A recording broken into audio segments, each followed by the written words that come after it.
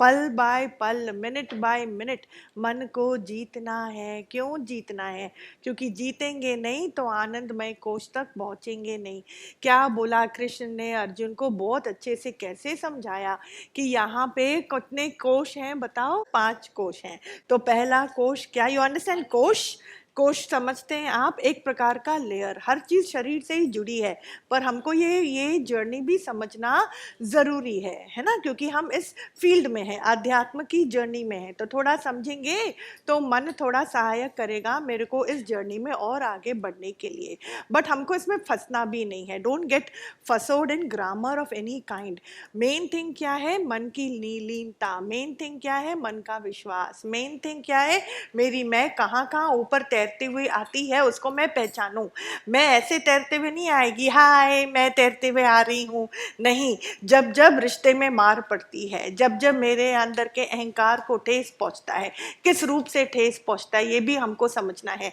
Typically मैं अपनी illusion वाली दिमाग को लेकर जब मैं चलता हूँ, अपने मन पसंदी के फल को मैं अपने मन में रखता हूँ, और जब वो नहीं होता है तो अंदर में अगर ठेस पहुंचता है तो वो मेरी मैं है। तो आ मेन ज्ञान इज कहाँ कहाँ पे वो मैं पना बाहर आता है, उसको मैं पहचानूं, उसके साथ अच्छी तरीके से मैं मेहनत करूं, उसको एड्रेस करूं in such a way that I don't feel low about myself, I don't feel depressed और suppressed, but I feel relaxed from within, I feel light.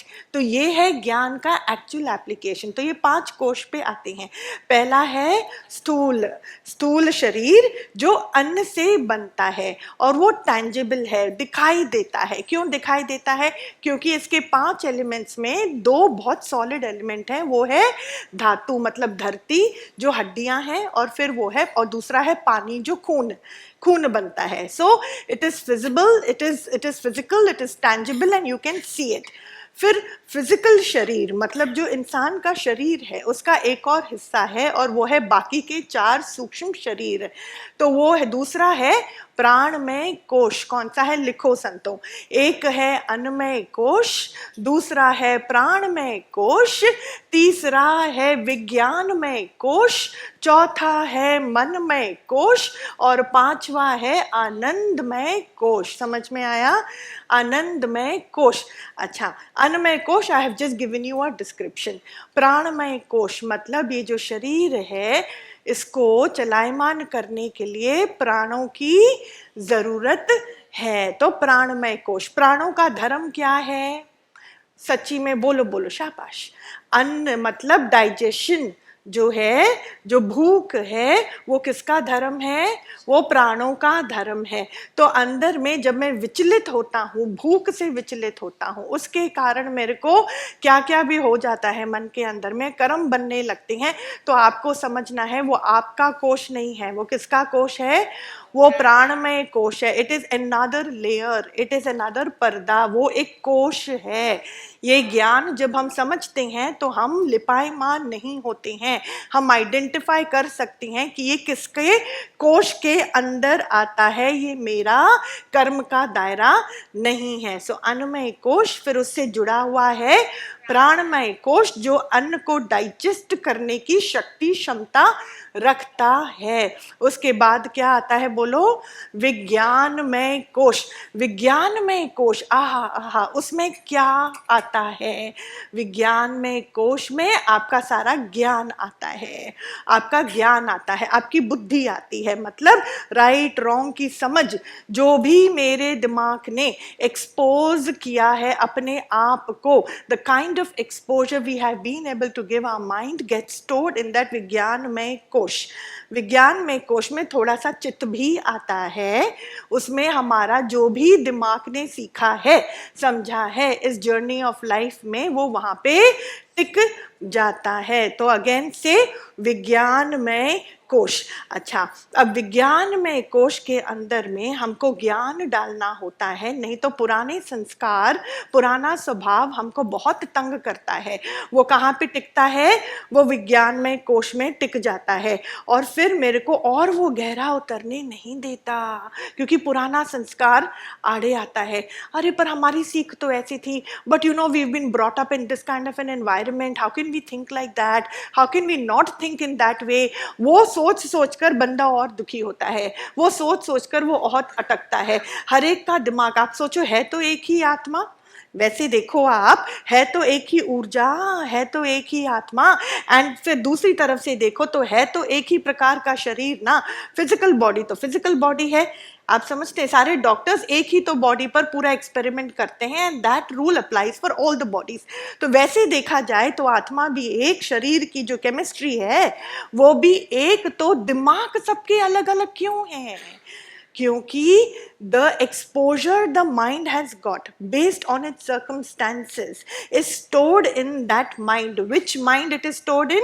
विज्ञानमय कोश। वो एक ऐसा पर्दा है जिससे ऊपर उठना ऑलमोस्ट बहुत मुश्किल है, नामुमकिन मैं नहीं बोल सकती, पर बहुत मुश्किल है। विज्ञानमय कोश, उसके बाद आता है मनोमय कोश। मन तक पहुंचना ही is a very big Himalayan task, जो हम इंग्लिश में बहुत इजीली बोलते हैं, mind and mental health and all of that, very easy to say. लेकिन वहां तक पहुंचने के लिए हमें इन तीनों कोशों को पार करना पड़ता है। मनोमय कोश, वहां तक खाली गुरु मेरे को लेकर जा सकता है। मनोमय कोश मतलब मैं अपने मन की तरंगों को पहचान सकूं, मैं अपने मन को आइडेंटिफाई कर सकूं, मैं अंतर्मुखी होकर अपने मन के ऊपर फिंगर रख सकूं कि oh this is what we call as mind, is it. और मन जो है वो इस स्थूल शरीर के सारी इंद्रियों का मुखिया कहलाया जाता है। तो वो भी, उसकी भी अपनी पंचायत होती है, जो मन है ना उसकी भी अपनी पंचायत होती है। उस पंचायत के मेंबर्स कौन कौन हैं, बोलो बोलो। उसके पहले इंद्रियां तो उसकी सेवाधारी हैं, एम्प्लॉइज हैं, वो उसका कहना मानेंगी ही मानेंगी। मन बोलेगा चुपचाप बैठ, पैर बैठ जाएगा, शरीर बैठ जाएगा। मन बोलेगा मैं बहुत थकान का मेरे को फीलिंग आ रही है, आई एम सो टायर्ड, तो शरीर भी बैठ जाएगा, बोलेगा हाँ मैं तो टायर्ड हूँ। किसने बोला? मन ने बोला। The body does not have any क्षमता टू डू तर्क ऑफ एनी काइंड, तभी उसको बोला स्थूल शरीर, मतलब स्थूल है, जड़ प्रकृति है, उसको प्रकृति बोला। एंड जो मैं बाकी के 4 कोश की बात कर रही हूं वो है चेतन प्रकृति। चैतन्यता तक तो हम अभी पहुंचे नहीं है, पहुंचाएंगे, नॉट टू वरी। तो ये है मनोमय कोश, मतलब मन के अंदर के तरंगे जो हैं, जो पूरा डिफाइन करती हैं। ओके, तो इसके बाकी पंचायत के मेंबर्स कौन है आप बताओ? मन, अच्छा ये जो पंचायत पार्टी है, ये तो मन का जो बाकी पंचायत के मेंबर्स हैं वो है विज्ञानमय कोश, प्राणमय कोश और ये अन्नमय कोश। ये उसकी पंचायत पार्टी है, समझ में आ रहा है?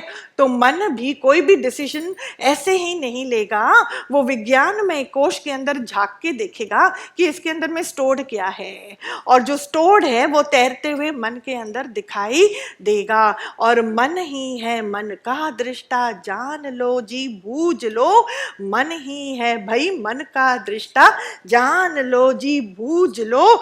जिस दिन मैं ऐसे मन को जान लूंगा, तरंगे पहचान लूंगा, विज्ञान में कोश द्वारा ज्ञान को पा लूंगा, चित्त को खाली कर दूंगा, तो मैं आनंद में कोश तक पहुंच जाऊंगा, मैं आनंद में कोश तक पहुंच जाऊंगा।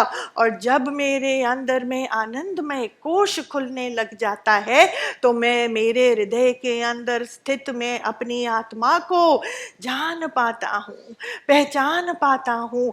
और इसी आनंदमय कोश के कारण मैं अपने आत्मा को परमात्मा के साथ लीन कर सकता हूँ, कर पाता हूँ। बीच में कोई भी इच्छाएं, कोई भी संकल्प विकल्प अब मेरे रास्ते का आड़ा नहीं बनते।